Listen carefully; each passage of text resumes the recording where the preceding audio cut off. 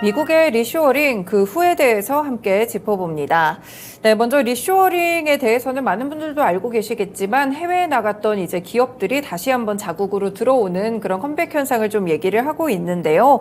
사실 미국은 트럼프 행정부 시절에 중국에 대해서 이제 본격적으로 이제 어느 정도 견제 조치를 시작을 했고요. 조 바이든 행정부까지 이어지면서 최근에 또 제조업을 강화하면서 자국 중심의 경제를 좀 형성하고 있다라고 보시면 되겠습니다. 네, 미국이 요즘 제조업에 다시 한번 신경을 좀 쓰고 있던데 어떤 원인일지 먼저 같이 살펴볼까요? 네, 일단 미국이 제조업을 다시 부흥시키려는 이유들을 좀 체크해 보자면요. 일단 우리가 20세기 후반부터 21세기 초반까지는 전 세계적으로 뭐 세계화 이런 얘기들이 굉장히 많았잖아요. 그리고 2001년에는 중국이 자국의 경제 성장을 강화시키기 위해서 그리고 이제 자국을 좀 개방시키기 위해서 더불어서 이제 중국이라는 나라가 국제사회의 일원으로서 좀 인정을 받기 위해서 세계무역기구에 2001년에 가입을 합니다. 중국이 WTO에 가입을 하고 나서 이제 세계 정세에도 굉장히 많은 여러 가지 변화가 있었는데요. 일단 중국이랑 다른 나라 간의 무역이 확대가 되면서 중국은 최대 수출국으로 부상을 했고요. 또 중국의 경제 성장을 촉진하는 데도 정말 많은 긍정적인 영향을 줬습니다. 그리고 이제 중국의 저렴한 인건비로 인해서 선진국들이 중국 쪽으로 생산 공장을 이전하면서 중국 내부에서도 일자리 창출이 굉장히 많이 됐지만요. 또 이거를 반대로 생각하면 일부 국가에서는 일자리가 감소했다라는 뜻으로도 해석을 할 수가 있습니다. 아무래도 이제 제조업 같은 경우에는 GDP에 굉장히 많은 부분을 차지를 하고 있기 때문에 일자리를 창출하는 데도 여러 가지 영향을 주고요. 또 굉장히 중요한 산업이기 때문에 미국 역시 중국이라는 나라가 이제 WTO에 가입을 하고 나서 미국의 제조업들이 해외 쪽으로 생산 기지를 이전을 하면서 제조업 경쟁력이 좀 약화된 부분들이 있었고요. 그러면서 미국 내에서도 일자리가 좀 감소하게 된 부분들도 있었습니다. 더불어서 이제 또 제조업 같은 경우에는 국가의 안보라던가 여러 가지 경제에도 정말 많은 영향을 주고 있는데 우리가 뭐 미중 무역 분쟁도 겪었고 또 이제 러시아 우크라이나 전쟁도 겪었고 코로나19를 겪으면서 이 제조업에 대한 거 그리고 글로벌 공급망을 잘 구축하는 게 얼마나 중요한 인지를 다시 한번 이제 깨닫게 되는 것 같습니다. 그래서 이제 미국에서도 이제는 미국의 제조업을 좀 부흥시키기 위해서 여러 가지 정책들을 시도를 하고 있습니다. 네, 그렇군요. 이렇게 리쇼어링 기조가 좀 나타나고 있는데 서두에 이제 저희가 얘기를 한 대로 트럼프 행정부 때부터 이제 바이든 행정부까지 이어지고 있는 것 같습니다. 그러면 각각 정부에서 어떤 정책들을 좀 추진하고 있을까요? 네, 우리가 이제 트럼프 하면 두 가지 키워드가 떠오르는 것 같아요. 보호무역주의라는 키워드도 떠오르고요. 또 이제 트럼프 하면 자국 우선주의를 굉장히 강하게 추진했던 인물인데요. 일단 트럼프는 보호무역주의의 일환으로 뭐 중국이라던가 유럽연합이라던가 이런 여러 가지 국가들을 포함해서 주요 교역국들에 대해서 관세를 좀 부과를 하기도 했었고요. 또 해외 쪽의 생산 비용을 높이고 또 그러면서 미국 내에 생산을 유도하는 쪽으로 이렇게 방향성을 바꿨습니다. 특히 이제 트럼프 전 대통령 같은 경우에는 중국이 WTO의 규정을 위배하고 있다 이런 얘기들을 하면서 중국산 제품에 대해서 반덤핑이라던가 뭐 상계관세 이런 것들을 부과하면서 미중 무역 분쟁이 본격적으로 시작이 됐고요. 이 미중 무역 분쟁이 지금까지도 계속 서로 맞대응을 하면서 지금까지도 이어지고 있습니다. 여기에 이제 또 트럼프 대통령 같은 경우에는 기존의 이 WTO 체제라던가 여러 가지 국가들과 맺었던 통상 계약들 이런 것들이 약간 미국에게 불합리한 부분들이 있다라고 얘기를 하면서 이런 협정들을 약간 미국에 유리하게 재협정을 하면서 미국의 이익을 우선시하기 위한 조치들을 취하기 시작을 했었고요. 이런 기조가 바이든 대통령도 어느 정도 이어오는 모습들을 보여주고 있습니다. 바이든 행정부 역시 미국의 제조업 경쟁력을 강화시키고 또 일자리 창출을 확대하겠다라는 목표로 바이 아메리칸 정책이라는 걸 추진을 하고 있는데요. 이 바이 아메리칸 정책의 하위 버전 우리가 알고 있는 이제 뭐 IRA 법안이라던가 인프라 투자법이라던가 반도체법 이런 것들이 바이 아메리칸 정책의 일환이라고 볼 수가 있겠습니다. 이런 법안들을 시행을 하면서 뭐 정부에서 여러 가지 혜택도 주고 있고 세금 감면 혜택도 주면서 제조업이라던가 인프라 투자를 본격적으로 확대를 하고 있습니다. 네, 그렇군요. 이제 저희가 좀 익숙하게 들었던 인플레이션 감축법이라든지 뭐 관련해서 또 인프라 투자법 이런 네. 것들이 결국에는 자국으로 다시 한번 좀 기업들을 불러일으키려는 그런 투자 방법이 아닐까, 그런 투자 정책들이 아닐까 이런 생각이 듭니다. 네, 앞서서 이제 제조업에서 투자가 좀 계속 확대가 되고 있다고 하는데 제조업도 되게 여러 가지잖아요. 어떤 쪽에서 조금 더 투자가 확대되고 있을까요? 네, 제조업 관련한 지출 부분을 보면 건설 쪽에서 지출이 가장 많이 확대됐다는 걸 확인을 할 수가 있는데요. 네. 이 건설 지출의 경우에는 또다시 두 가지로 나뉩니다. 주거용 건설과 비주거용 건설 이렇게 나뉘는데요. 이 주거용 건설의 경우에는 아무래도 이제 금리가 어느 정도 올랐기 때문에 자재 비용이라던가 뭐 여러 가지 인건비 이런 것들이 상승하면서 주거용 건설 쪽에서는 약간의 조정을 받는 모습들을 보이고 있었지만요. 반면에 비주거용 건설 지출 같은 경우에는 앞서 말씀드렸던 인플레 감축법이라던가 뭐 인프라법 이런 네. 것들에 따라서 2021년부터 본격적으로 비주거용 건설 지출이 늘어나기 시작을 했고요.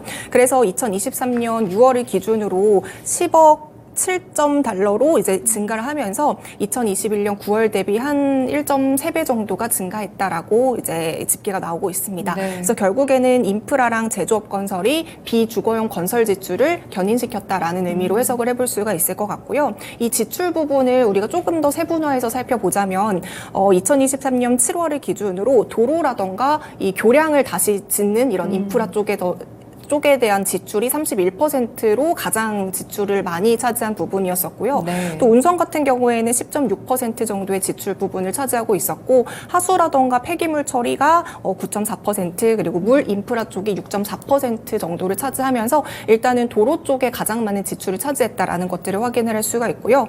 더불어서 이제 IRA라던가 칩스 발표, 그 칩스법 발표 이후에는 또 미국 내로 이제 공장에 대한 투자가 여러 가지 이어지면서 투자도 굉장히 많이 확장이 되고 있습니다.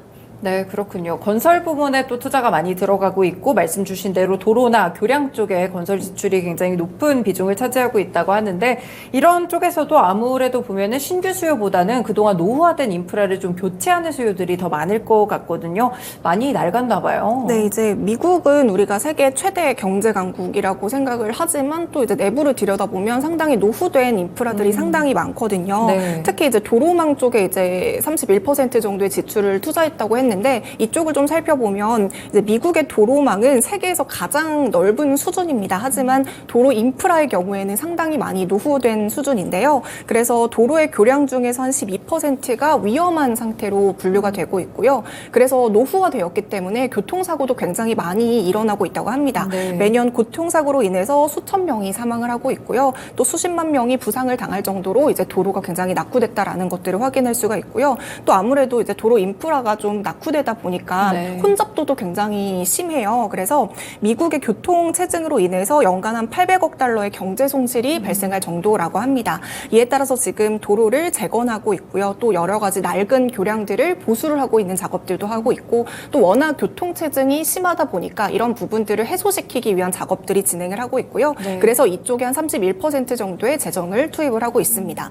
그리고 도로뿐만이 아니라 지금 수도 인프라 같은 경우에도 상당히 많이 노후화된 상황인데요. 수도관이 굉장히 많이 파손이 됐습니다. 그래서 뭐 수도가 공급이 중단이 되는 지역들도 곳곳에서 발생을 하고 있고요. 특히나 이제 기후 변화로 인해서 홍수나 가뭄 이런 것들이 증가하면서 네. 물 인프라를 제대로 짓는 것에 대한 수요라던가 중요성도 굉장히 많이 크게 부각이 되고 있습니다. 그리고 이제 지난번 이슈 때도 한번 언급을 했었는데 미국의 그 전력 인프라도 상당히 많이 네. 낙후됐다 이 얘기를 한번 말씀을 드렸던 적이 있어요.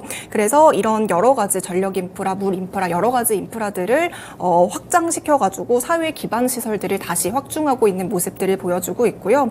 이렇게 정부의 인프라 투자로 인해서 도로라던가 뭐 통신망이라던가 이런 것들이 새롭게 잘 정비가 된다면요. 기업들이 생산을 하는 입장에서도 훨씬 더 원활하고 수월하게 일을 할 수 있기 때문에 기업들의 수익성을 빠르게 증가시킬 수 있는 쪽으로도 긍정적으로 연결을 시켜볼 수가 있겠습니다. 네. 그래서 기업들이 이런 잘 이제 되어 있는, 네, 갖춰진 인프라를 통해서 생산성을 높이게 되면은 기업들도 또 다른 투자를 늘릴 수가 있고요. 해외 기업들도 미국 쪽으로 넘어와서 좀 더 투자를 확대시키는 그런 긍정적인 요인이 될 수가 있습니다. 네, 결국에는 이제 원래 갖고 있던 노후화된 인프라에서 발생하는 비용들이 워낙 크다 보니까 오히려 교체 수요를 통해서 한번 이렇게 점검을 하고 가는 것도 좋을 것 같지 않나 이런 생각도 듭니다.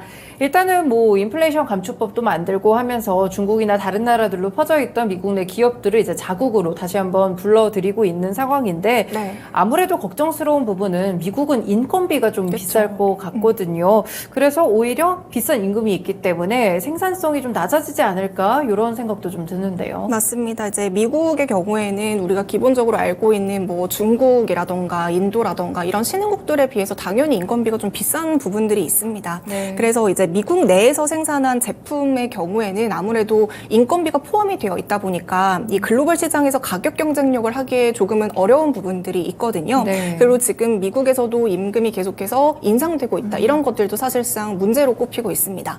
하지만 미국은 이러한 문제를 어찌됐건 미국이라는 국가는 세계 최대 자본력이 있는 시장이다. 그리고 여러 가지 다른 장점들을 좀 보완해가지고 하고 있고요. 여기에 어찌됐건 미국에서는 세금 혜택이라던가 지원, 돈을 지원해주면서 이런 네. 문제의 단점들을 좀 막교환하려고 하는 네. 상황이고요. 더불어서 이제 인건비가 아무래도 좀 비싼 부분이 있기 때문에 인건비에 대한 문제에 대해서는 자동화 쪽으로 바꾸는 쪽으로 이제 추세를 변환을 시키고 있어요. 네. 결국에는 이제 로봇을 사용하는 수요들이 늘어나고 있다라는 건데요. 그렇기 때문에 앞으로도 미국의 제조업의 경우에는 로봇을 중심으로 한 자동화가 조금 더 확대될 것이다라고 이제 전망이 되고 있습니다. 아무튼 이제 제조업 쪽에서 인력 대신에 인건비가 비싼 인력 대신에 로봇을 투입하고 있다라는 뜻은 그만큼 로봇이 사람을 대체한다는 의미이기 때문에 더 네. 적은 인력을 필요로 한다라는 의미잖아요. 기존에 사실 저임금 신흥국에서는 단순한 업무들만 반복하는 업무들이 주였습니다. 그래서 저숙련 노동자들이 좀 많이 필요했지만요. 네. 이제 리쇼어링으로 인해 가지고 이런 인력 구조들도 약간 변하고 있는 게 이제는 저숙련된 노동자들이 필요한 게 아니라 어느 정도 숙련된 노동자들이 필요로 하기 때문에 이런 노동시장의 기조조차도 저숙련 노동자에 대한 기회들은 계속해서 줄어들고 있는 추세고요. 오히려 이러한 로봇이라던가 현대 기술을 활용할 수 있는 숙련된 그 지식도가 높은 사람들을 필요로 한 것도 이제 노동 기조가 바뀌고 있다라고 보시면 되겠습니다. 그리고 이제 제가 또 7월 26일에 미중 무역 분쟁의 수혜 국가로 떠오르고 있는 국가 중에 하나가 멕시코다라는 네. 얘기들도 한번 전해드린 바가 있었는데요. 아무리 지금 제조업 쪽에 미국이 로봇을 도입을 하고는 있어도 이게 어느 정도 또 한계가 있거든요. 그렇죠. 로봇으로서만 하는 게 한계가 있고 어느 정도 인력이 필요한 부분들이 있어요. 그래서 이걸 대신해줄, 보완해줄 만한 새로운 국가가 필요한데 그게 지금 멕시코라는 거고요. 네. 멕시코가 지금 미국에게 굉장히 보완의 역할을 잘 해줄 수 있는 최대 수혜 국가로 이제 꼽히고 있습니다. 그때도 한번 말씀드렸지만 다시 한번 좀 짚어드리자면요. 멕시코의 경우에는 인건비가 이제 미국에 비해서 훨씬 더 저렴하고요. 지리적으로도 미국과 굉장히 근접해 있는 국가이기 때문에 미국과 육로 운송이 가능하다라는 것도 장점으로 꼽히고 있습니다. 지금 멕시코의 인건비가 어느 정도로 저렴하냐면 최저시급이 지금 1.4달러거든요. 네. 미국이 지금 최저시급이 7.2달러라고 하는데 훨씬 더 20% 정도 저렴한 수준이고요. 그렇네요. 또 이제 멕시코의 경우에도 인구가 굉장히 많아요. 세계 인구 10위권 대국이기 때문에 인구도 많다라는 것도 장점이고 여기에 이 인구가 많은데 고령화 쪽이 많은 게 아니라 젊은 인구들이 굉장히 많습니다. 그래서 멕시코의 평균 연령이 지금 29.3세라고 하고요. 이런 것들도 굉장히 긍정적입니다. 여기에 자동차, 멕시코는 자동차 관련한 생태계도 굉장히 잘 구축되어 있는 국가이거든요. 네. 리튬에 대한 매장량도 글로벌 10위이기 때문에 미국 중심의 공급망을 잘 구축하고 안정성을 확보하기에는 지금 멕시코라는 국가가 굉장히 좋은 지역이다라고 이제 꼽히고 있습니다.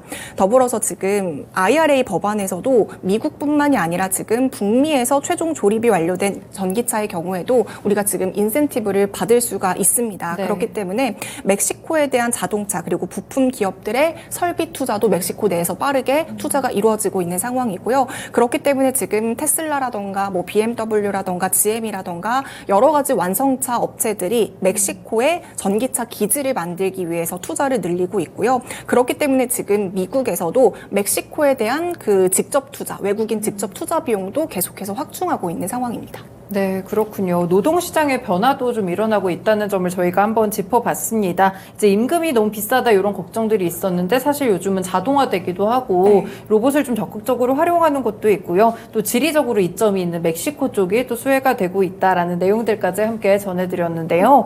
일단 미국의 리쇼어링으로 인해서 멕시코가 또 수혜 국가로 떠오르고 있는 상황이고요. 그리고 말씀 주신 대로 저숙련도의 노동자보다는 조금 더 숙련도가 높은 그런 노동자를 선호하는 현상들도 나오는 것 같습니다. 어떻게 보면 또 여러 분야에서 좀 차별화된다 이렇게 볼 수도 있지 않을까요? 네, 지금 리쇼어링으로 인해서 미국 내부에서도 산업별이라던가 여러 가지 다양한 분야에서 차별화가 좀 이루어지고 있는 모습들이 연출이 되고 있는데요. 네. 지금 미국이 금리를 인상시키면서 긴축을 강하게 하고 있잖아요. 그런데 또 반면에 인프라법이라던가 여러 가지 인플레이션 감축법을 통해서 또 지출을 늘리는 모습의 네. 두 가지 모습들을 함께 보여주고 있습니다. 그래서 지금 미국 내에서 제조업 공장에 대한 투자는 상당히 많이 활발한 상황이지만요. 또 반면에 제조업에 대한 생산 자체는 저조한 모습들을 보여주고 있는 양면적인 모습들이 연출이 되고 있다고 해요. 네. 어찌됐건 지금 통화 정책으로 인해서 수요는 계속해서 누르고 있는 상황이고요. 여기에 내구재를 중심으로 한 수요가 부진하기 때문에 제조업에 대한 생산은 또 저조한 모습들이 보여지고 있고요. 실제로 미국 내 소비가 위축되면서 이 물류를 운송해주는 기업이 있어요. 미국 트럭 운송 업체가 옐로우라는 기업이 있는데 네. 얼마 전에 파산을 했었거든요. 그러면서 운송 시장도 상당히 불황을 겪고 있다. 이런 것들이 지금 보여지고 있습니다. 반대로 또 이제 인프라 건설 쪽에서는 굉장히 많이 급증하면서 건설업에 대한 경기 자체는 굉장히 견조하고요. 네. 원래 사실 건설 지출이라던가 건설 경기의 경우에는 금리에 가장 많은 영향을 받기 때문에 지금처럼 미국의 금리가 올랐을 때는 건설업이 사실상 견조하게 모습이 유지되는 게 사실상 힘들거든요. 네. 하지만 지금은 미국이 전 세계 국가 중에 유일하게 고금리 시기에도 건설 지출이 계속해서 늘어나는 모습들, 이런 차별화된 모습들이 보여지고 있습니다. 그래서 지금 고금리 상황에서도 미국만이 건설에 대한 지출이 견조하고 뭐 노동이라던가 이런 모습들이 굉장히 견조하게 보이고 있기 때문에 미국의 잠재 성장률을 높이는 데 영향을 주고요. 미국의 잠재 성장률이 높아진다라는 것은 그만큼 그 주변 국가들에 대한 경쟁력은 떨어진다라는 의미로 해석을 해볼 수가 있습니다. 네. 그래서 지금 증권가에서도 이렇게 지금 경기가 위축되고 고금리 기조가 지속이 될수록 기업들은 조금 더 선택과 집중의 투자를 더 늘려갈 텐데 그러기 위해서는 지금처럼 미국 쪽으로 쏠림 현상이 조금 더 심화될 것이다라고 증권가에서도 이야기를 하고 있습니다. 네, 그렇군요. 저희 일부에서는 미국의 리쇼어링과 그 후에 대해서 좀 알아보고 있는데요. 다시 한번 말씀드리면 리쇼어링이라는 것은 해외에 나간 그런 기업들을 다시 자국으로 좀 들어오게 하는 그런 현상들을 이야기하고 있습니다. 실제로 이 정책이 어느 정도 효과를 거두는 가운데 미국으로의 쏠림 현상도 조금 심화될 수 있다는 분석이 나온다는 점까지 연결해서 설명드렸습니다. 일부 쉬운 이슈 읽어주기였습니다.